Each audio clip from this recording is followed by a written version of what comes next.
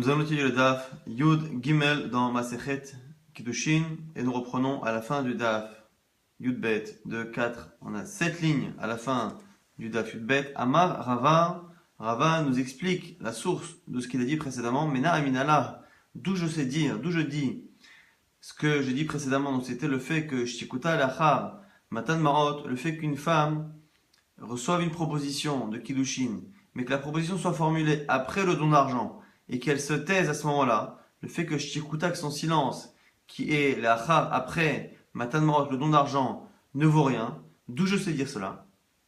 Des Tanya, parce qu'il y a une braïta qui dit Amala, un homme qui dit à une femme Kinti selarzo bepikadon.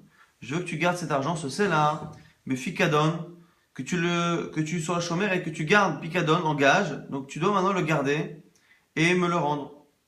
Chazar et Amala, et plus tard il lui dit Itkachi libo, je veux t'épouser avec ce même c'est-là. Alors l'Agma nous dit ici Beshaat Matan Marot, la Braïta plutôt, Beshaat Matan Marot, si il a proposé les Kiddushin au moment où il lui donne l'argent, Mekudeshet, elle est mariée.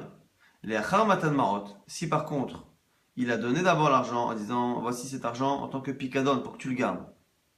Et après, une fois qu'elle a reçu, il lui propose les Kiddushin. À ce moment, on dit quoi? Ratsta, si elle accepte, mais Kudeshet, elle est mariée. Lo Ratsta, si elle n'accepte pas, et la Kudeshet.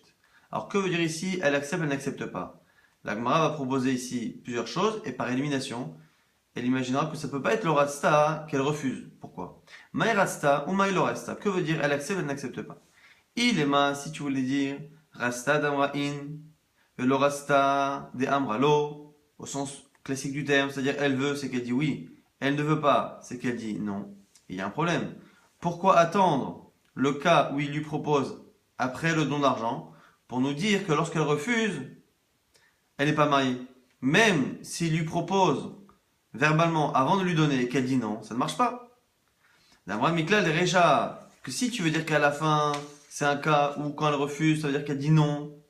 C'est-à-dire qu'au départ, dans le cas où il lui parle avant de lui donner l'argent, qui amralo, ça voudrait dire que même si elle dit non, Nami Havo, ce serait les Kiddushin. No Kiddushin, c'est pas possible. Amai, impossible, pourquoi? Et amralo, pourtant elle a refusé, elle a dit non. Et là, on est obligé de dire, Ratsta de Amrain, Velorasta de Ishtika Mishtaka. Quand on dit elle a voulu, elle n'a pas voulu, c'est que si elle a voulu, c'est-à-dire qu'elle a dit oui, et elle ne veut pas, ça veut dire qu'elle n'a rien dit. Donc on reprend le cas. Encore une fois, au départ, on nous dit quelqu'un qui donne un picadon, un gage à une femme, et qui après veut l'épouser avec, si il lui propose avant de lui donner, c'est sûr qu'elle est mariée, qu'elle veuille ou qu'elle ne veuille pas. Et donc ce ne veut pas, ça veut forcément être un silence. Et par contre, dans le cas où il lui propose qu'après, si elle ne veut pas, et si ça ne marche pas, c'est qu'on ne veut pas, c'est le fait de se taire. Shmamina, shtika dachamatan maot. Là, tu vois bien que le fait de se taire, après avoir reçu l'argent, ne vaut rien. Donc là-bas, ce sont des kiddushin qui ont été faits avec un picadon, mais ici, ce serait pareil. Donc, dans le cas précédent qui a été cité donc à la fin du Das, c'est un homme qui avait épousé une femme avec un machatzelet shel hadas, betzifta de asa, avec une paillasse faite en laurier, et lorsqu'il lui a donné, on ne voyait pas qu'il y avait de l'argent dedans, donc ça n'avait pas la valeur de Shavé Prouta. Et une fois qu'elle l'a reçu, il dit mais je veux que tu sois marié avec les zouzim, l'argent qui est accroché à cette paillasse. Et donc la proposition des Kiddushin avec l'argent qui est associé vient après le don de l'argent. Et donc du coup, Rabban dit de la même manière que dans le cas du Pikadon, ça ne marche pas. Pareil, si Shtikuta del Chamatamar, le fait qu'elle ait accepté en silence, en tout cas qu'elle n'ait rien dit après avoir reçu, ne vaut pas acceptation. Et là-dessus, les Chachamim ont l'air de ne pas être d'accord avec cette preuve. Kashuba, Befum Nahara, dans la ville de Fum Nahara, les Chachamim n'étaient pas d'accord avec cette preuve. Pourquoi? Parce qu'ils disaient Mishmei de Ravuna, Beret de Rav Yoshua, il disait au nom de Ravuna, le fils de Rav Yoshua, qu'il avait un problème avec cette réaïa en disant Midame, est-ce que ça ressemble? Pourquoi? Atam, Betorat Pikadon, Yavin Hunihala, là-bas, dans le cas que tu as cité, c'était, il lui avait donné en tant que picadon, pour qu'elle le garde, cet argent, qu'elle lui rende un jour. Et du coup, là-bas, effectivement, le fait de se taire, le fait qu'elle se taise une fois qu'il lui propose les kiddushin, ne veut pas dire qu'elle accepte les kiddushin. Pourquoi? Que Savra Ishadin Alehu, ou Mitavre, Mechaïvna behu. Parce qu'elle sait que si elle lui jette l'argent pour refuser les kiddushin, qu'elle lui jette l'objet ou qu'elle lui jette l'argent, et que l'argent ou l'objet se perd ou se casse, elle devra payer, puisqu'au départ il lui a proposé, il lui a donné en tant que picadon, donc elle est censée protéger l'objet, le surveiller et le lui rendre, et donc elle doit payer s'il disparaît. Et donc peut-être que cette femme-là, lorsqu'il lui propose maintenant que cet argent devienne des kiddushin, elle n'a qu'une envie, elle, c'est de les jeter pour refuser. Mais elle n'ose pas les jeter et les lui rendre de peur que la chose s'abîme et qu'à ce moment-là, elle devienne chayevet, elle soit obligée de payer. Donc c'est pour ça que là-bas, dans le cas du picadon, on ne peut pas déduire de son silence et du fait qu'elle n'ait pas rendu l'objet, on ne peut pas déduire du fait qu'elle n'ait pas rendu l'objet qu'elle accepte les kiddushin. Parce qu'il se peut qu'elle ne le rende pas de peur de le perdre et d'être chayevet. Aha, par contre, dans le cas de chez nous, c'est un homme qui lui donne une machatzet, on a dit une paillasse, qui ne vaut pas une prouta. Il donne à cette femme-là, en tant que kiddushin. Et il n'y a pas le prouta, et après il lui dit, je veux que tu sois marié avec l'argent qu'il y a dedans. Comme ici à la base, elle n'a jamais été chômérette, elle n'a jamais été gardienne de cet objet. Si elle ne veut pas, elle n'a qu'à lui rendre. Et donc du coup, on pourrait très bien imaginer dans ce cas-là, à partir du moment où elle continue de garder l'objet, une fois qu'il a fait une proposition, ça veut dire qu'elle accepte, puisqu'elle pourrait sinon le lui rendre. Puisqu'il a donné des départs en tant que kiddushin. Et si ça ne l'arrangeait pas, si elle ne voulait pas les kiddushin, elle aurait dû le lui rendre et lui jeter son objet. Et donc, pour l'instant, les chachamim, en tout cas de Pumna, qui citent ici au nom de Ravuna, Bered Rav Yoshua, ont l'air de ne pas accepter la preuve.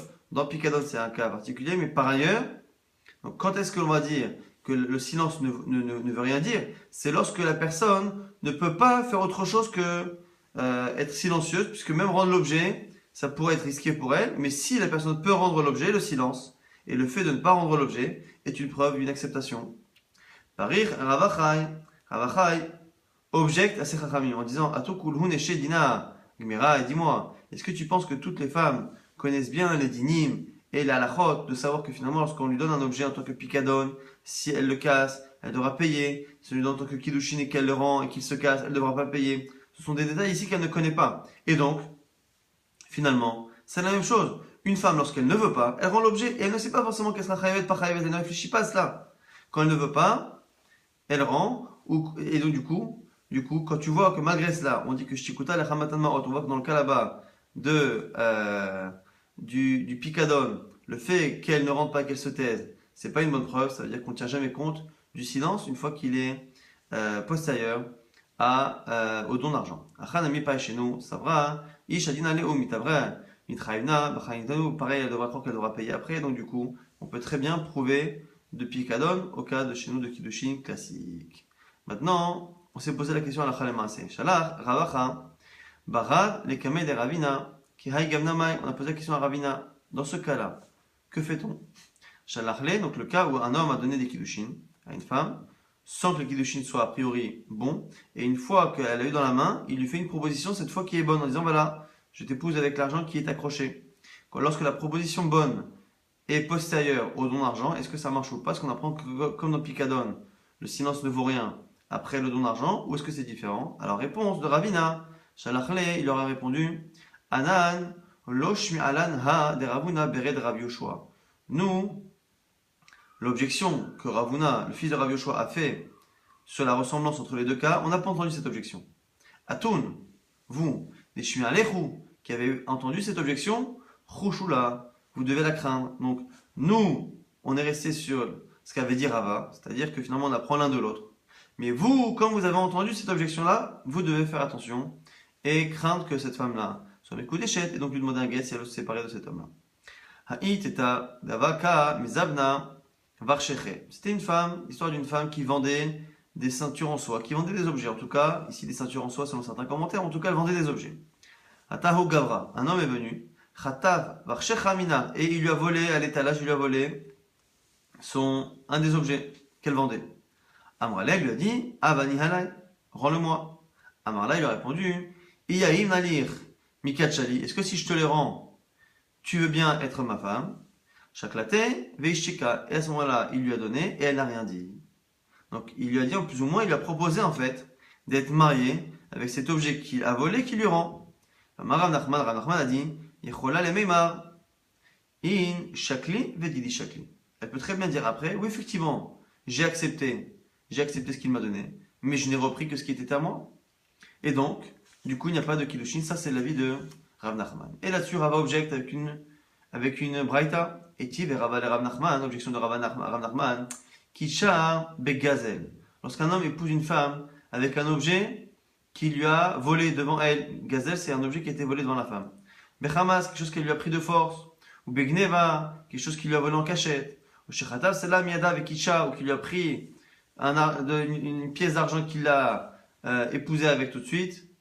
Mekoudeshet, elle est mariée. Et là, du coup, on a un problème. C'est qu'on a une braïta qui vient des Tanaïm, que Rav Nachman ne peut pas contrer. Une braïta qui dit qu'on peut très bien, un homme qui épouse une femme avec quelque chose qui lui a volé, quel que soit le mode de vol avec lequel il a acquis l'objet, s'il épouse avec, ça marche. Or, Rav Nachman a dit que non. Ma réponse, c'est Rav Nachman qui dit Atar bedeshadir. Il y a une différence. Est-ce qu'avant il y a eu des shiduchim ou pas? C'est-à-dire, est-ce qu'à la base, c'était un homme que cette femme-là avait envie, avait prévu d'épouser? Si on a un homme et une femme qui sont dans un processus de fiançailles et de mariage, et que cet homme-là en question lui prend un objet à elle et l'épouse avec, cela fonctionne. Si par contre, ils ne se connaissent pas du tout, et que l'homme vient, comme dans le cas précédent, il lui vole quelque chose à l'étalage et il l'épouse avec, effectivement ici ça ne marche pas, parce qu'on n'imagine pas que la femme est d'accord. Dans le cas par contre où ils se connaissent, on imagine que la femme a été mochelet, elle lui a pardonné le vol, et elle lui a finalement mentalement laissé l'acquisition de cet objet qu'il lui a volé, et donc du coup lorsqu'elle reçoit l'argent ou l'objet, elle est mekoudeshet. Et ici Rav Nachman a inventé en plus ou moins un chilouk, c'est-à-dire comme il a dit Nalacha, et que la Braïta est contre, il a inventé du coup une différence. Une différence entre des gens qui sont fiancés ou pas fiancés et qui se connaissent pas. Et maintenant, Rav Nachman va se justifier, d'où je sais qu'on est obligé de faire une différence de ce type-là. C'est parce qu'il y a deux Braïtot qui se contredisent. Donc deux avis de Tanaïm qui se contredisent. Et là, comme on est obligé de les faire cohabiter, on est obligé de faire une distinction. Et donc c'est la preuve qu'il y en a une. Et donc je l'utilise aussi pour la lacha que moi j'ai cité précédemment. Minat Imradou, je sais. Les Chanelan, qu'on fait une différence, Ben Shadir ou Delo Shadir, entre un cas où il y a eu Shidour, pas Shidour, c'est-à-dire qu'ils se connaissent pas. Et Tanya, une braïta qui dit Amala, Kinti Selazo, Shani Chayav Leichi. Lorsqu'un homme lui dit voici l'argent que je te dois.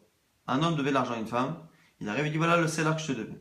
Chazav Amala, et il lui dit après Kachilibo, je veux t'épouser avec cet argent.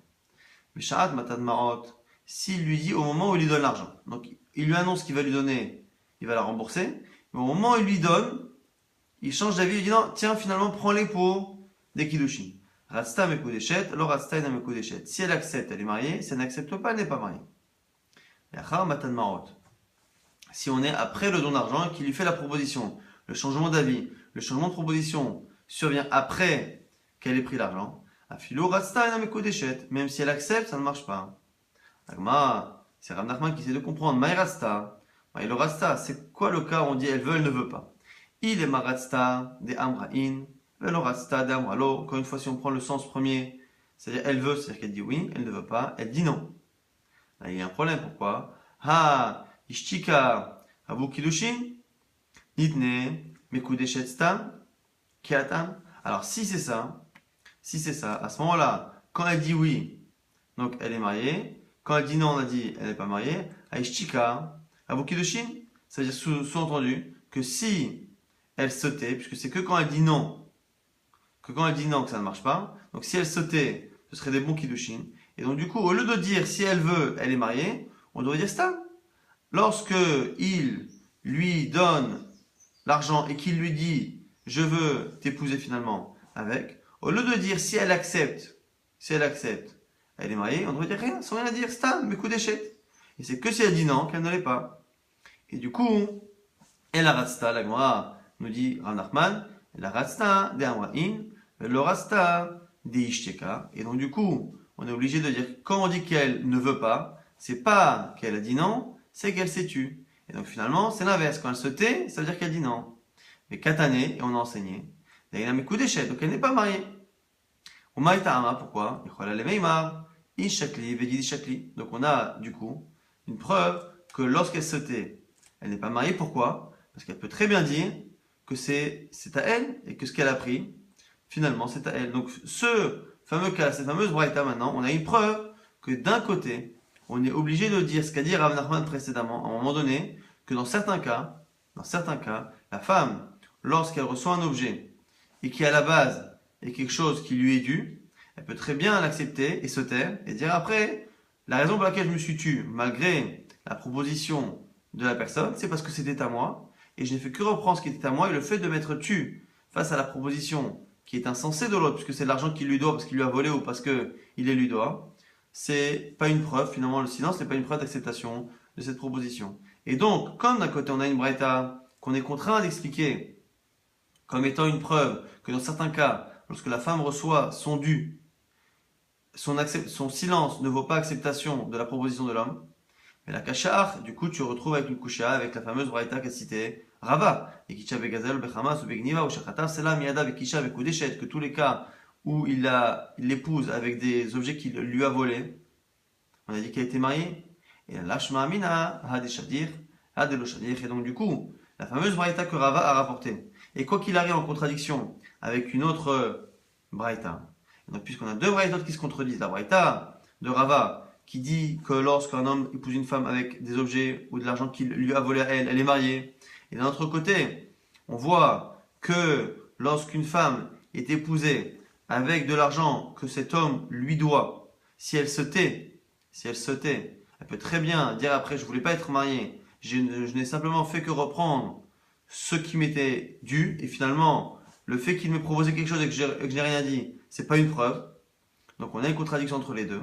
Finalement, on est obligé de dire que c'est forcément ça dans des cas différents, soit quand il y a eu des shidduchin, pas de shidduchin, et du coup, Rav Nachman utilise ces mêmes zvara pour le vol lui-même, même le vol, il y a une différence. S'ils se connaissent, lorsqu'il l'épouse avec quelque chose qu'il lui a volé, ça marche. S'ils ne se connaissent pas, ça ne marche pas. Je peux très bien dire que ce que je prends, c'est ce qui est à moi, exactement comme dans le cas de la dette qui était citée dans la première Braïta. Maintenant, la Gemara nous dit que Kinach nafshe de Rabbi Yassi, lorsque Rabbi Yassi est décédé, Aïlou Rabanan, Nitkutinu Lishmarte, Chachamim sont venus et ont commencé à chercher à récupérer tous les enseignements récents de Rabbi Yassi pour pouvoir justement ne pas les perdre. Amalehu, Aoumi Rabanan, il y a un des sages qui est venu qui a dit, Rabbi Yaakov Shemé, c'est Rabbi Yaakov, son nom, il s'appelait Rabbi Yaakov, Achi Amar Rabbi Yassi, Amar Rabbi Mani. Moi j'ai entendu comme ça de Rabbi Yassi, et lui-même citait ça au nom de Rabbi Mani. De la même manière qu'une femme ne peut pas être acquise pour moins qu'une prouta, on a dit que la femme refuse, car de la même manière, un terrain ne peut pas être acquis avec moins qu'une prouta. Il y a certains qui veulent dire dans les commentaires qu'on apprend l'un de l'autre, comme on avait appris que le kinyan, on a proposé qu'il y ait une khalipin de karka et que l'argent, le kesef, on l'apprend du champ, de zéphron, qui ramène zéphron, on apprend la lachot de l'un à l'autre. Et du coup, de la même manière que la femme, cette fois, ne peut pas être acquise pour manquer une prouta, pareil pour le kaka. Et du coup, Amrolé, Chachamim nous dit, Tania, pourtant il y a une braïta qui dit, Apalpi, une braïta qui dit exactement l'inverse. Même si une femme ne peut être acquise pour moins qu'une prouta, une femme, un terrain, peut lui, oui, être acquis par moins qu'une prouta. Réponse à ce moment-là de Rabbi Yaakov, Amalehu, Kitania, cette braïta, elle parle, Ha'i, Bechalipin. Elle parle de Kinyan Chalipin. Kinyan Chalipin, c'est ce soudar, ce foulard qu'on levait et qui permettait d'entériner la transaction. Et Tania, car une braïta qui dit, Konil Bekli, Bafalpish, Envo Shaipruta, on peut acquérir un terrain avec un ustensile, avec un soudar, ici un foulard, quelque chose, même s'il y a moins qu'une prouta, et on a vu effectivement que ça n'était pas possible dans le cas de la femme. Donc finalement, ce que nous dit ici Rabbi Yaakov au nom de Rabbi Yassi, qui lui-même disait au nom de Rabbi Ami, c'est que par rapport au kinyan kesef, par rapport à l'achat par l'argent, là, si on utilise le mode argent, on ne peut pas épouser une femme avec moins qu'une prouta, et pareil pour le champ. Par contre, lorsqu'on fait des khalipines et qu'on fait un kinyan non pas avec de l'argent, mais avec un objet comme ça que l'on soulève pour entériner la transaction, ici on n'a pas besoin de quelque chose qui a moins qu'une prouta, c'est une des différences qu'il y a entre le karka et la femme. Adou Yadve avec Amri, on continue encore à rapporter des enseignements de Rabbi Yassi. Had Amar Rabbi Damar Shmuel, Kolmish et Noyoda Betiv, Gitin Vekidushin, On avait cité précédemment une mémoire de Shmuel qui disait que tout celui qui ne connaît pas bien la halachot de get, de divorce et de kiddushin et de mariage, lo yelo esek im, il ne faut pas qu'il touche à cela, c'est qu'il ne faut pas qu'il s'occupe de mariage et de divorce tant qu'il ne connaît pas sa halachot de manière très précise. Amar Rabbi Yassi, Amar Rabbi Yochanan. Et donc du coup on nous rappelle que Rabbi Yassi avait dit quelque chose à ce propos. Kashin l'olam yoter midor amaboul. Ceux qui s'occupent des kiddushin et des gitin sans connaître la halachot comme il faut, font pire au monde que la génération du Maboul. Pourquoi? Parce que la génération du Maboul, on verra qu'elle a provoqué la destruction d'une grande partie du monde. Et là, ici, dans le prophète, on nous dit que alors, vechahesh, veratsoach, veganov, venaof, paratsu, vedamim, bedamim, nagaru. Là-bas, le prophète nous parle des averot, des interdits que les gens font et qui provoquent la destruction du monde. Là-bas, on dit alors, vechahash, il jure et il nie, c'est le fait de jurer à faux au Beddin, au tribunal. Veratsoach, c'est le fait de tuer. Veganov, c'est le fait de voler. Venaov, c'est le fait de tromper. Relation adultère. Paratsu, et ils ont fauté. Vedamim, bedamim, nagaru. Et ils ont fait toucher le sang au sang. Alors au niveau du pshat, ça veut dire qu'il y avait tellement de violence et de meurtre que c'est une image pour dire que finalement le sang d'un défunt coulait jusqu'à toucher le corps et le sang d'un autre défunt pour dire que la terre était remplie de sang, tellement il y avait de violence et de meurtre. Mais ici, Maï Mashma, alors quoi? Où tu as une preuve que celui qui s'occupe de Kiddushin et de Gittin sans connaître, il détruit le monde pire que le Maboul. Kenemetargem, Rav Yosef. Comme le Targum de Rav Yosef. Ici, donc on est dans les prophètes, on a le Targum de Rav Yosef dessus. Moldim Bedin, Minche Hadrehon, ils font naître des enfants des femmes de leurs prochains. C'est-à-dire que ici, le Passouk a parlé de Naof. Naof, c'était au départ les relations adultères, mais les relations adultères qui sont volontaires.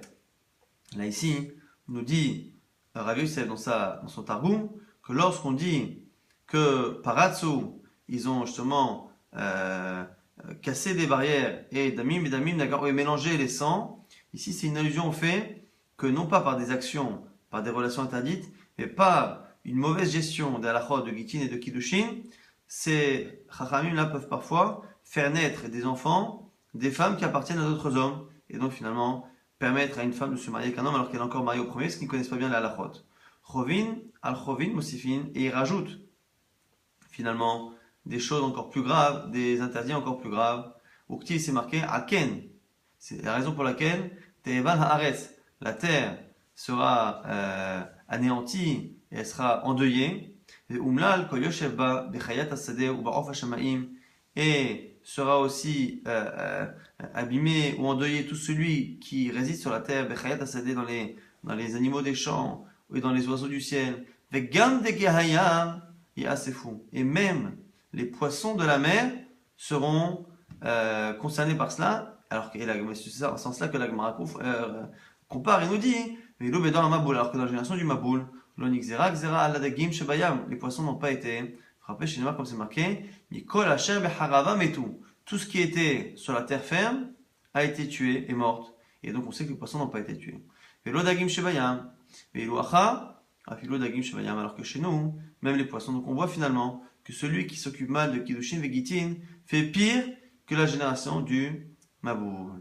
La Gemara dit Ve'ema, c'est pas une preuve. Peut-être que chez nous là-bas, c'est pas que sur Parasut, que c'est tout ce qui est cumulé qui fait pire. Ve'ema, Avid Lekulhu, peut-être que effectivement c'est pire que le Maboul, mais celui qui est pire que le Maboul, c'est pas celui qui fait l'un ou l'autre.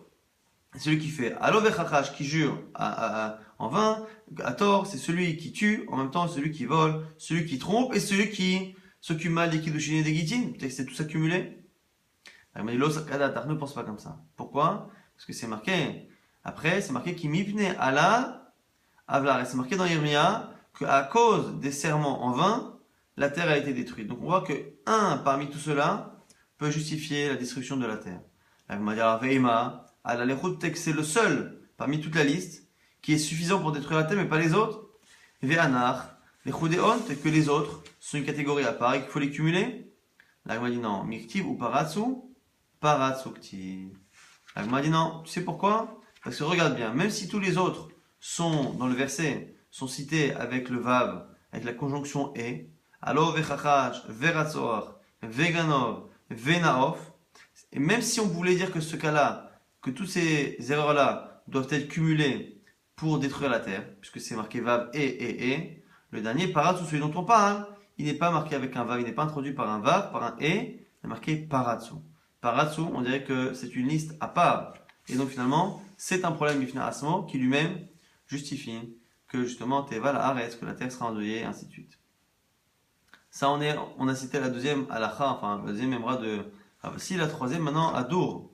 Yadve, Veka ils étaient encore en train d'être assis et ils ont enseigné Haditnan, ce qu'on enseigne dans une Mishnah, Aisha, une femme, ici en l'occurrence une femme qui a accouché et qui doit porter ses korbanot, ses sacrifices après l'accouchement, chez Hatata, qui a apporté son korban Hatat ou Meta et qui est morte sans avoir apporté l'autre sacrifice qui est l'holocauste, le korban Rola, korban qui est entièrement brûlé, il y avait ou Yorshin Olata. Ses héritiers apporteront le korban Ola. Maintenant, la question est-ce que le korban Ola qu'ils apporteront, c'est un korban Ola que la mère avait déjà mis de côté avant de mourir, ou même si elle ne l'a pas mis de côté, on peut l'apporter. C'est une marloquette ici. Amar Rav Yehuda Amar Shmuel. Au nom de Shmuel on dit, ou chez Ifrishat Amehaim, à condition qu'elle ait mise de côté la bête de son vivant. Avalo Ifrishat Amehaim, car si elle ne l'a pas fait de son vivant, l'eau, ça ne marche pas. Pourquoi? Al-Makasava, Shi'abuda la Doraita. Parce que Shmuel pense que le Shi'abud, le fait que les biens soient asservis à une dette, n'existe pas Minatora. C'est les sages qui parfois l'ont institué. Mais donc Minatora, le fait que cette femme de son vivant soit obligée, contrainte d'apporter un animal, ça n'engage pas ses biens. Et donc comme ces biens ne sont pas engagés par rapport à cette dette qu'elle a par rapport à Kadosh Baruch Hu, les enfants qui récupèrent l'héritage ne récupèrent pas de dette qui est associée à cet héritage. Par contre, Ravasi n'était pas d'accord. Amar Ravasi, Amar Rabbi Yochanan, au nom de Rabbi Yochanan, Agav Shelo Ifrisha Mechaim, si elle n'a pas mis de côté de son vivant, à ce moment-là, les enfants peuvent et doivent apporter le korban al makasavar de leur voix, que quoi, Shiabuda, Hava Doraita, que justement, l'asservissement des biens à une dette est Minatora, et donc c'est la raison pour laquelle les enfants peuvent et doivent apporter le rola de leur même s'il ne l'a pas mis de côté. Donc on a ici une marloquette, d'un côté Shmuel, et d'un côté Ravasi, au nom de Rabbi Yochanan, au passage, sur justement est-ce que Shiabuda Doraita ou pas Doraita. Et la Gemara va nous rapporter que cette marloquette, qui est finalement entre Shmuel et Rabbi Yochanan, parce que Ravasi c'était Rabbi Yochanan, cette marloquette Shmuel et Rabbi Yochanan a déjà été exprimée ailleurs. Et Hapligeba Hadazimna, la Gemara dit mais je comprends pas, ils ont déjà discuté de ce sujet ailleurs. Les Rabbi Shmuel, la Bretavaïou Milva Alpe, on a déjà dit que Rabbi Shmuel avait dit que, donc ici on a Shmuel en l'occurrence, Milva Alpe, quelqu'un qui emprunte de l'argent, qui prête de l'argent à l'oral, sans document. Et Inagova Minayorshim, le prêteur ne peut pas récupérer l'argent chez les héritiers. Velo Minalakuchot, et pas non plus récupérer les biens que son emprunteur a vendus après le prêt. Rabbi Yochanan, Resh Lakish d'Amré, Rabbi Yochanan entre autres et Resh Lakish disent Milva Alpe, Gova, Ben Minarshim, Ben Minalakuchot, alors qu'eux pensent que même le prêt lorsqu'il est à l'oral, à partir du moment où il y a un emprunt, il y a un engagement, cet engagement engage les biens, et comme il engage les biens, ce bien-là, même s'il a été cédé à un héritier ou s'il a été cédé à un acheteur, quoi qu'il arrive, le bien lui-même est lié à la dette, et donc on pourra le récupérer. Et donc la Gemara s'étonne, pourquoi finalement Rabbi Yochanan et Shmuel, qui sont déjà exprimés dans le cas de Milva, se sont encore exprimés, une fois cité par Rabbi Yassi, pourquoi sont-ils exprimés encore une fois dans le cas du korban de la mère, puisque finalement c'est la même logique et qu'on peut l'appliquer à des centaines de cas, donc il n'est pas nécessaire de le rappeler à chaque fois. Agman explique pourquoi. Deit marbeha, car si je t'ai enseigné qu'un seul cas, j'aurais dit quoi? J'aurais dit Beha kama Shmuel mishum delo milva ketuva batorahi. J'aurais dit si c'était que dans le cas du prêt, quelqu'un a emprunté à l'oral, je dis là-bas c'est pas un engagement, que la Torah lui donne, c'est lui-même qui s'est engagé. Il n'a pas une mitzvah à la base d'emprunter et de rembourser. C'est lui qui a emprunté. Donc on aurait pu penser que ce que dit Shmuel, justement, c'est typique au cas justement où c'est Milvak, qui est Pat Markadra, Aval, Be'ach, et Mamodelou le Rabbi Yochanan Resh Lakish. Mais peut-être que dans l'autre cas, il serait d'accord avec Rabbi Yochanan et Resh Lakish, que justement, à ce moment-là, on aurait dit qu'on est gové, mina yorshim, mina la kochot. Et la Gemara dit, et si j'avais enseigné que le cas du korban, de la yoledet, on a dit, beha, il n'y a que là-bas, car Rabbi Yochanan dit ça, dimilva, katuva Torah, kiktua bishtar damia. Parce que peut-être que là-bas, Rabbi Yochanan y pense, c'est évident que Rabbi Yochanan a dit ça parce que une milva, un emprunt qui est écrit dans la Torah, c'est-à-dire la dette que cette femme-là a en tant que justement, que yoledet, c'est comme si c'était un emprunt avec un document, à Balbeach. Mais peut-être que dans l'autre cas, dans le cas où il emprunte à l'oral, Eima, modèle et les Shmuel, peut-être qu'il serait d'accord avec Shmuel qu'on ne peut pas lui faire récupérer les biens. Donc finalement, si on récapitule la logique des deux choses, c'est que finalement, dans le cas où la femme, donc on a une marloquette, on a dit d'un côté Rabbi Yochanan et d'un côté Shmuel.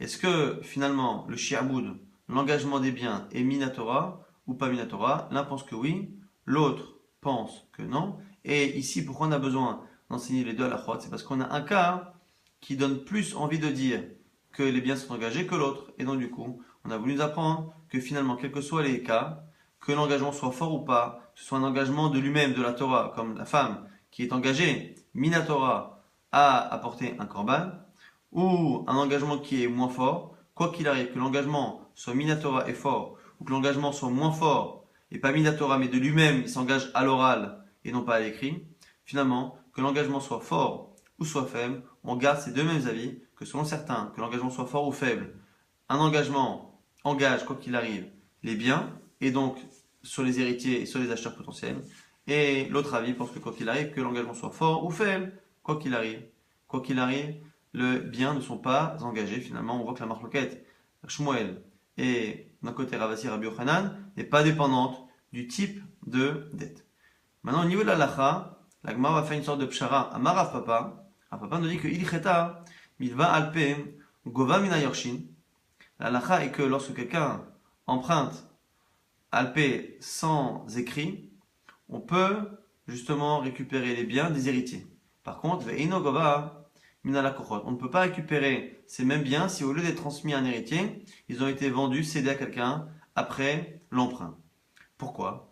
Parce que ici, il va nous dire que pour pouvoir récupérer les biens qui ont été cédés en vente à quelqu'un, il faut deux conditions. À la fois que les biens aient été engagés, ça c'est le cas. Il faut aussi autre chose, c'est que la personne qui l'a acheté ait eu la possibilité à l'époque d'être au courant que la personne avait une dette. Pourquoi? Govamina yorshin, shi'abuda doraita.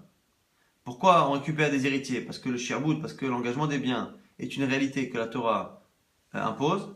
Ve'inagoa mina la kochot, pourquoi on ne peut pas récupérer les biens vendus? D'élite les kala, car il n'y a pas de rumeur. Lorsque quelqu'un emprunte de l'argent à l'écrit, il y a souvent des témoins, et l'emprunt à l'écrit fait que tout le monde sait qu'il y a eu un emprunt. Du coup, lorsque la personne vient acheter à l'emprunteur, elle entend la rumeur comme quoi la personne est endettée, donc elle sait que le terrain qu'elle achète pourrait éventuellement un jour être récupéré par le créancier. Dans le cas par contre où l'emprunt s'est fait à l'oral, c'est un emprunt qui s'est fait comme ça assez rapidement à l'oral, il n'y a pas de gravité de la chose et donc il n'y a pas de rumeur, et donc la personne qui achète un terrain ne peut pas être forcément au courant du fait que son vendeur soit engagé à l'oral auprès de quelqu'un à lui rendre de l'argent. Et donc c'est pour ça qu'on ne peut pas automatiquement lui récupérer les biens. Donc c'est la raison pour laquelle Rav Papa, finalement, même si au niveau de la logique, l'engagement est éliminatoire. Pour pouvoir récupérer les biens vendus, il faut tout de même que la personne ait pu être au courant et prévenue, ce qui n'est pas le cas lorsque l'engagement est à l'oral. Maintenant, la Gemara va reprendre un sujet de la Mishnah qui dit Vekonat asma beget ou bemidat aba'al. On a vu que la femme pouvait être libérée des kiddushin, du mariage, par deux choses, soit le get, le divorce, soit mitat ba'al, la mort de son mari. La Gemara va étudier ces cas. La bishlama get. Alors le get, le document de get, c'est simple, surtout qu'on étudie au Masachet Gitin. Yaftiv et Katavla, c'est fait qu'il c'est marqué clairement dans un verset qui lui écrira, c'est fait qu'il Venatan Beada Veshlecha mi beto, Vetsa mi beto Valcha Vaita Lishacher, qu'un homme écrira un get, un sefer, un livre, un document de séparation, il lui donnera dans sa main, il l'enverra de sa maison, elle sortira, elle ira se marier avec un autre homme. Donc on sait très bien qu'une femme est libérée et peut se marier avec un homme avec un get. Et là, mitat baal minalan. Mais d'où sait-on D'où sait-on que la mort du mari permet à une femme de se remarier? C'est la question de la Gemara. La Gemara nous dit c'est une logique. Zvarahu, c'est une logique. Ho asra, ve'u shreta. Puisque c'est lui qui l'interdit, c'est lui se marie en faisant les kiddushin qui l'interdit, une fois qu'il meurt et qu'il n'est plus là, il n'y a plus de raison qu'il l'interdise. Donc du coup, sa disparition à lui, il l'autorise. La Gemara prouve que c'est pas forcément une bonne logique. Pourquoi? Tu sais bien que les harayot, les interdits qui sont liés aux gens qui sont mariés à un de mes proches, donc la femme de mon frère, s'il a eu des enfants avec, la femme du père, ainsi de suite, tous ces gens-là qui sont mariés à un proche, on voit que qu'est-ce qui crée cet interdit-là de harayot, de relations proches, familiales? C'est le fait que cette personne-là soit mariée à un des proches, et pourtant, même après la mort de la personne, le statut reste, la femme du père, la femme du frère, ainsi de suite, reste interdit, même après la mort. Donc, c'est pas parce que c'est le mariage et la personne qui a créé l'interdit que sa disparition enlève l'interdit. Donc, on n'a pas de preuve de cette logique-là. Donc, l'Agmara va essayer d'apporter d'autres preuves. Et l'Amidama Hamana, c'est parce que la Torah a dit Yebama she'en labanim asura. Peut-être parce que le fait que la Torah a dit qu'une femme qui perd son mari sans lui donner d'enfant est interdite, elle ne peut pas se marier à l'extérieur. Puisqu'on dit que dans ce cas-là, elle ne peut pas se marier, Haïsh labanim muteret, ça t'apprend qu'une femme normale qui perd son mari après avoir eu des enfants, elle peut oui se marier puisqu'on a eu besoin de dire que si elle n'a pas d'enfant, elle est interdite. Là, m'a dit ça aussi, c'est pas une preuve. Il dit Dilma, Ein labanim asura le alma, Visharia la yabam, Yesh labanim le kula alma, Nemi asura. Peut-être que la Torah, là-bas, lorsqu'elle a parlé de la Yibama, elle voulait surtout nous dire qu'en fait, lorsque elle n'a pas d'enfant, elle est interdite au monde, mais elle est permise au beau-frère. Mais par contre, dans le cas où elle a des enfants, peut-être qu'elle continuerait d'être interdite à la fois au beau-frère et à la fois au monde. Et là, Midama Hamana, autre preuve, de Almana le Kohen Gadol, à Soura. On a dit que une veuve, stable, une veuve en général, même qui a eu des enfants, ne peut pas se marier avec le Kohen Gadol. Ah, les Kohen Diot Sharia, le fait de dire qu'elle ne peut pas se marier avec un Kohen Gadol, c'est-à-dire qu'elle peut se marier avec un Kohen normal, et donc à n'importe qui. Elle m'a dit là aussi, c'est pas une preuve. Elle dit, mais le Kohen Gadol, Belab, ou le Chul Alma, Be'ase. Peut-être que non. Peut-être que la Torah a dit que le Kohen Gadol ne peut pas l'épouser, et que c'est un lave. C'est une mitzvah négative. Mais peut-être que pour les autres hommes, elle serait interdite aussi. Non pas en tant que mitzvah négative, puisqu'on n'a pas trouvé de texte qui dit qu'une femme, une veuve, ne peut pas épouser un homme en général, mais peut-être Mishum Ase, une mitzvah positive. Alors la mitzvah positive, ici les commentaires essaient de comprendre de quelle mitzvah positive on parle, parce que c'est jamais marqué de manière positive. Il y en a qui disent que quand on dit Ase, c'est l'avdavka, pas réellement qu'il y a une formulation positive de la Torah, mais simplement de dire que puisque la Torah n'a pas dit qu'une veuve est autorisée, c'est une manière de dire finalement qu'elle ne l'est pas. Et si elle ne l'est pas, et que la Torah ne veut pas finalement qu'elle se remarie, la seule manière de dire qu'on ne veut pas qu'elle se remarie sans dire que c'est marqué, le minimum c'est justement assez, c'est le fait de dire que c'est assez, même si c'est pas quelque chose qui est marqué sous forme de assez, sous forme de mitzvah positive. Hay assez, maya avité, mais la Gemara s'étonne, elle dit mais ce assez que fait-il? Ide ahania mitata baal. Si tu dis que la mort du mari a fait quelque chose, lorsqu'elle était mariée, elle était assour bekaret, c'était un issour karet très très grave. Et donc si elle devient que assez, c'est que la mort a fait quelque chose. Tishta elle est gamrée. Donc si la mort du mari a enlevé l'interdit de karet, elle devrait être autorisée complètement. Et si tu veux dire que elle est interdite parce que la mort n'a rien fait, tukma bemita kamaita, elle devrait rester à l'interdit de base, donc être bekaret. Donc la dit alama. Lo afikta mimita, vokimta al-ase, mide dave absolument mugdashin. Donc la Gemara répond, elle dit non.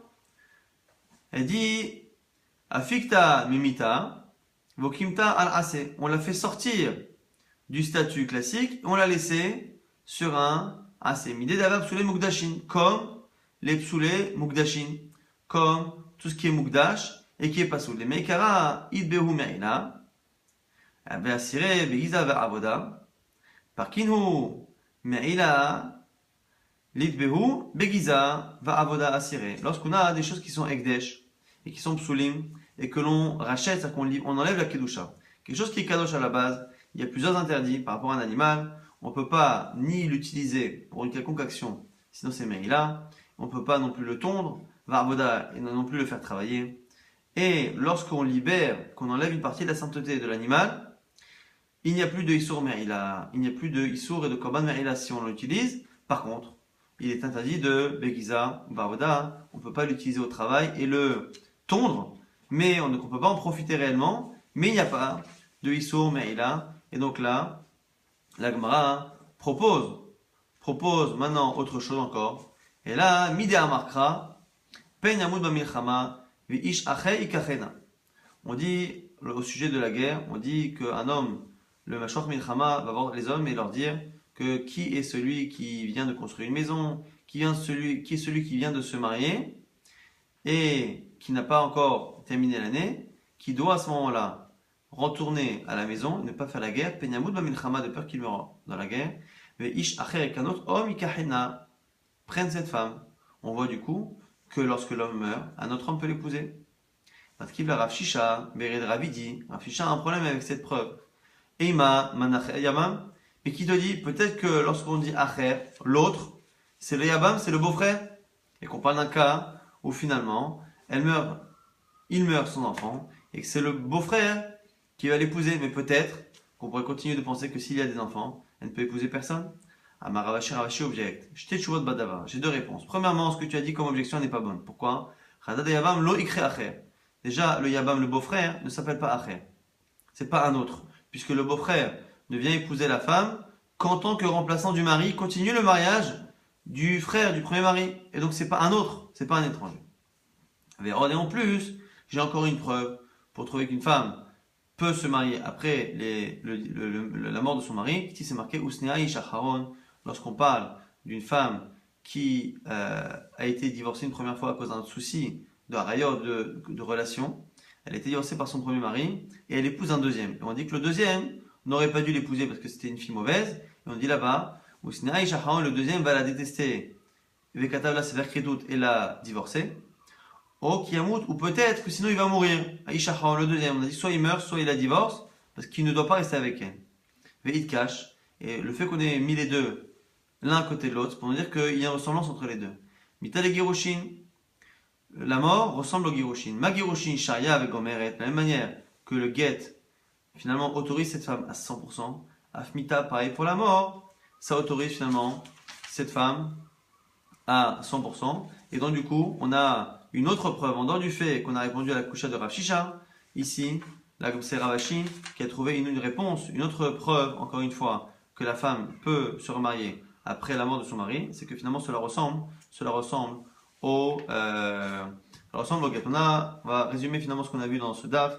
On a vu qu'on avait une marloquette Rava et Rabuna, père de Rav Yoshua. Est-ce que lorsque une femme se tait après avoir reçu de l'argent, est-ce que son silence vaut acceptation ou pas selon Rava? Non, selon Ravuna Kenyere, oui. On avait vu que selon Rav Nachman, lorsque une femme reçoit des kiddushin avec de l'argent ou un objet que le mari lui a volé, on fait une différence. Si cet homme et cette femme-là étaient en préparatif de mariage, on dit que la femme lui donne cet objet qu'il lui a volé, elle accepte maintenant d'être mariée avec. S'ils ne se connaissaient pas par contre, selon Rav Nachman, cette femme-là n'est pas Mekou Déchet, pareil s'il lui fait avec l'argent qu'il lui doit. On a des mémoires de Ravasi. On a vu que un terrain peut oui être acquis avec Khalipin, avec un kinyan souda qui vaut moins qu'une prouta, mais si on l'acquiert en tant qu'argent avec un objet qui vaut moins qu'une prouta, ça ne marche pas au même titre que l'ikidushin de la femme.